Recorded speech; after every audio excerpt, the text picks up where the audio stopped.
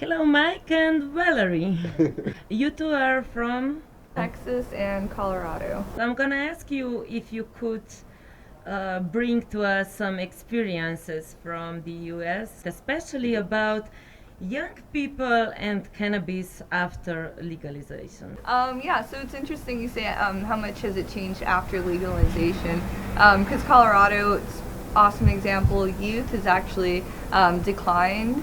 If anything, after legalization, no increase whatsoever in youth smoking. So, and the reason for that is because there's dispensaries, there's shops like you would go to a La Carne, right?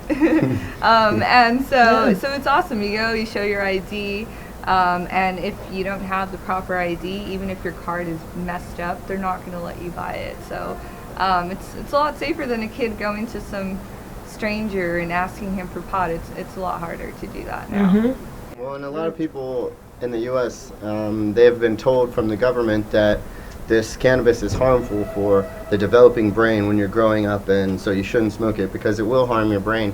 But we've actually found this to not be true because so many young patients are using cannabis. I actually know the youngest patient in the U.S. She was 6 months years old. 6 months. I don't know how you'd say that here. 6 months old. Yeah. And she was legally allowed to have cannabis oil inside the hospital in the U.S. And that's a big development for us because the hospitals have federal funding from the federal government. And so from 6 months old, she's now about 2 years old. She's doing great. She's happy. She's healthy. Yeah. She doesn't have seizures. And we're noticing this with hundreds of kids from all around the world. And we had Yvonne Callahan. You might have heard of her from Ireland. She came and moved and lived in Colorado to treat her son Tristan with cannabis oil because they wouldn't let it there in Ireland. And we actually made a film called Illegally Alive that talks about the stories like Tristan's, even though his isn't in it. But it's about other families who had to move and relocate to get access to this medicine.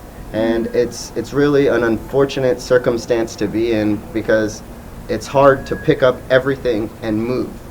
Take everything from where you lived your whole life and now you have to go to a new place only to get access to a plant.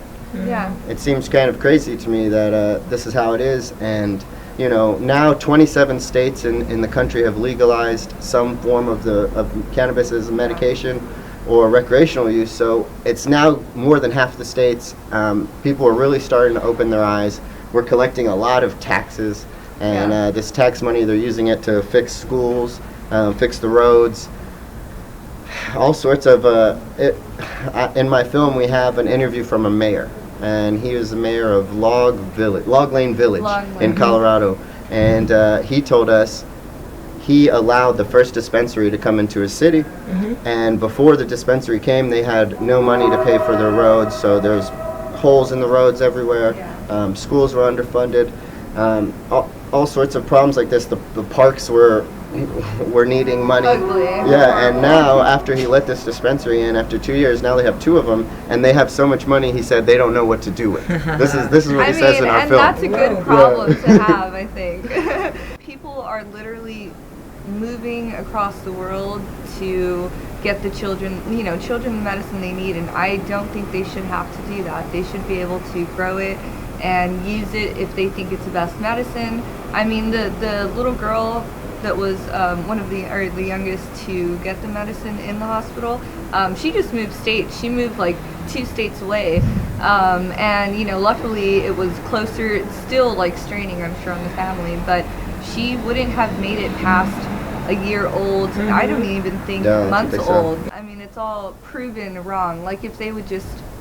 Unfortunately, they can't invest the money because it's not federally legal and all that, but there's research. They've, had it way back in our history books in the United States to where they actually did say, hey, this medicine helps for, however many disabilities and ailments and things like that.